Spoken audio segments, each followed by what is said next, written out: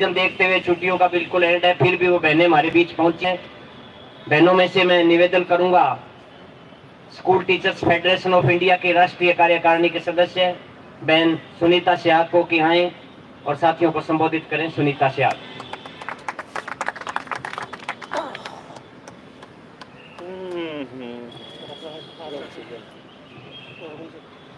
सभी सम्मानित क्रांतिकारी जुझारू शिक्षक साथियों और मेरी प्यारी बहनें और जो छोटे छोटे मासूम बच्चे आए हैं, वो भी यहाँ पर इनकलाब जिंदाबाद का नारा लगा रहे थे।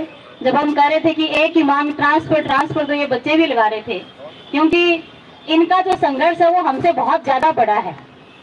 आज हम इस शहीद स्मारक की भूमि पर इकट्ठे हो रखे हैं।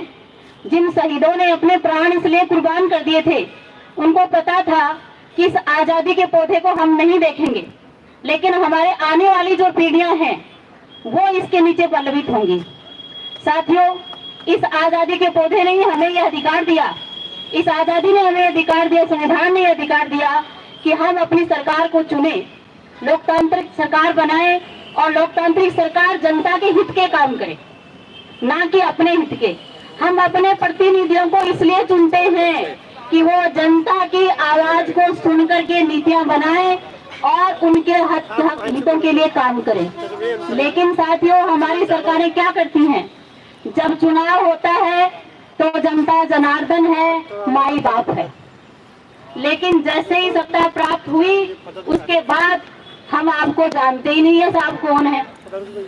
भाई, जनता ने आपको चुन करके भेजा है, तो हमारा सरकार का काम क्या है कि उनके हितों की बात कीजिए, आप उनका जो हक है वो उनको दीजिए। हम यहाँ पर क्या मांगने आए हैं? ट्रांसफर की बात है, कोई बहुत बड़ी दौलत या जागीर तो नहीं मांग रहे किसी से। ट्रांसफर हमारा हक है, हमारा जो संविधान का मौलिक अधिकार दिया संविधान ने, समानता का अवसर। क्यों नहीं हमें समानता का अवसर? जब प्रिंसिपल का ट्रांसफर है, IAS का ट्रांसफर है, IPS का ट्रांसफर है, तो हमारे शिक्षा मंत्री कैसे कह देते हैं कि तृतीय श्रेणी शिक्षक का तो ट्रांसफर ही नहीं होता, वो तो उसी जिले में कार्यरत रहेगा। बड़े शर्म की बात है साथियों। लेकिन इसके लिए सरकारें अकेली दोषी नहीं है, क्योंकि सरकार सत्ता जब प्राप्त होती है तो हम जानते हैं, हम सब पढ़े लिखे हैं, पढ़ाने वाले हैं, कि सत्ता भ्रष्ट करती है और पूर्ण सत्ता पूरी तरह से भ्रष्ट कर देती है। और इन सत्ताओं पर लगाम लगाने का काम हमारा लोकतंत्र ये कहता है कि जनता जब जागरूक होगी, सड़कें जब सुन्नी होती हैं, तो ये संसद आवारा हो जाती है। और ये सड़कों में जब हाथ हिलाते हुए हर व्यक्ति चलता है, तो इनकी नाक में नकेल डाली जा सकती है। इसलिए साथियों, हम सरकार को सबसे बड़ी जो पावर देते हैं वो हम ही दे रहे हैं। हम जब चुप हैं तो उनको लगता है कुछ भी रह जाओ, क्या दिक्कत है। मैं जब स्कूल जाती हूँ तो हम एक स्कूल गाड़ी रखी है, उसमें 5 लोग जाते हैं, हमें रोज टोल भरना पड़ता है, और वो सड़क इतनी टूटी हुई है कि उसमें खड्डे पड़े हैं। अब हमारे जो साथी जो गाड़ी चलाते हैं, वो जैसे ही टोल नाके पे आते हैं वो बोलते हैं, देखो मैडम ये क्या हाल है, सड़क तो टूटी पड़ी है और रोज टोल भरना पड़ता है, जनता बोलती ही नहीं।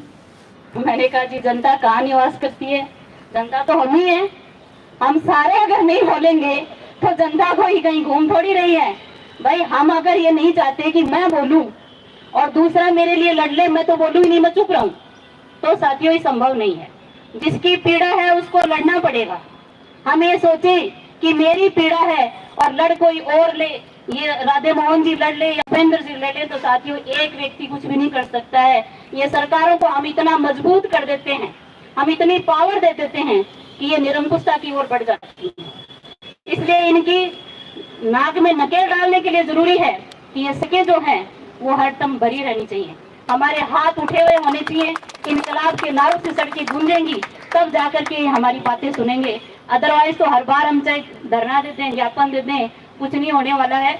अगर हम सारे इकट्ठे होकर के लड़ेंगे तो इन सरकारों की औकात नहीं है कि हमारी बात को नहीं सुने।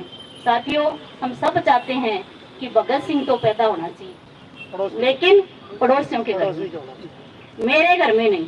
क्यों? क्योंकि मुझे तो सारी सुविधाएं उपलब्ध होनी चाहिए। मेरे पास AC होनी चाहिए, ऐसी गाड़ी होनी चाहिए, मेरा बच्चा IAS अधिकारी होना चाहिए, लेकिन पड़ोसियों का बच्चा भगत सिंह बनना चाहिए। तो जब तक हमारी ये मानसिकता रहेगी तब तक ये सरकारों का जुल्म सितम ऐसे ही चलता रहेगा। जब देश की जनता जागरूक होगी, और ये काम हमारी महती जिम्मेदारी है क्योंकि हम शिक्षक हैं, और शिक्षक के ऊपर सबसे ज्यादा बड़ी जिम्मेदारी होती है।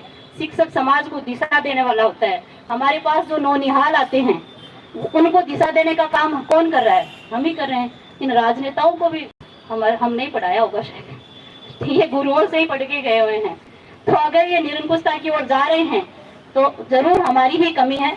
हमें एकजुट होकर के और लड़ना होगा।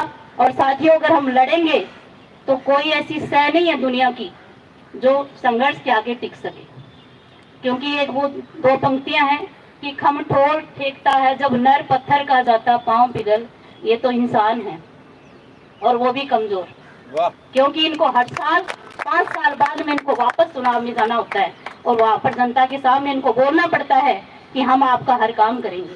तो इसलिए हमारे पास तो वो पावर है, तो हम क्यों कमजोरी दिखाएं अपनी? हमें हर दम उनका मुकाबला करना चाहिए। साथियों, कौन कहता है कि छलनी में बर्फ नहीं जमती? शर्त इतनी है कि जब तक बर्फ जमे तब तक हमें हाथ लगा कर रहना पड़ेगा। छलनी में पानी रुकता है, लेकिन अगर हम हाथ लगा के रखेंगे उसमें तो बर्फ जरूर जमेगी। तो जब तक हमारी संघर्ष की जीत नहीं हो जाती है तब तक हमें संघर्ष के लिए एनी टाइम तैयार रहना होगा। अभी साथी व्हाट्सएप मीडिया की बात कर रहे थे। हमारी जो युवा पीढ़ी है वो वाकई में बड़ी चिंता की स्थिति आ गई है कि जिस देश का युवा सारे दिन सोशल मीडिया पे क्रांति करता है, वहां तो साथियों स्थिति चिंताजनक ही होगी। कई ऐसे साथी भी हैं जो रात को 12-1-1 बजे तक और वो सोशल मीडिया पे क्रांति करते रहते हैं। तो सोशल मीडिया से क्रांति, हाँ आज संसाधन है ये एक से दूसरे तक विचार पहुंचने का। भाई जब हमारा देश जहाँ पर सोशल मीडिया था ही नहीं, उस समय सोशल मीडिया तो क्या अखबार में भी न्यूज नहीं छप सकती थी, क्योंकि उस समय प्रेस के ऊपर पाबंदी थी। आज भी हालात कुछ ऐसे हो रखे हैं कि भाई कुछ चीजों की पाबंदी लग रखी है, लेकिन उस समय जब देश के ये शहीद स्मारक के जो जिनकी सही बनी हुई है यहाँ पर,